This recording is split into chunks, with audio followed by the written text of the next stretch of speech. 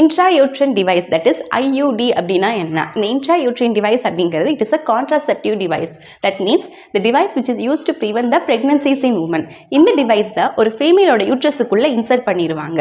இந்த டிவைஸ் அப்படிங்கிறது இதில் 2 சிந்தட்டிக் டிவைஸ் வந்து இருக்குது. இது இந்தியாவில் காமனாக வந்து யூஸ் பண்ணுறாங்க. The one is lipase loop, the other one is copper T. இந்த copper T அப்படிங்கிறது this is made up of plastic and copper. So நம்ம இதை வந்து நம்ம யூட்ரஸுக்குள்ள இன்சர்ட் பண்ணுறது மூலமா எந்த ஒரு இரிட்டேஷனும் இருக்காது. This is non-irritant. நம்ம இந்த டிவைஸை யூஸ் பண்ணி ஃபர்ஸ்ட் ப்ரெக்னன்சிக்கும் செகண்ட் ப்ரெக்னன்சிக்கும் போதுமான அளவுக்கு டைம் இன்டர்வலை வந்து நம்மளால் கெட் பண்ணிக்க முடியும். So this can able to remain inside a uterus for a period of 3 years.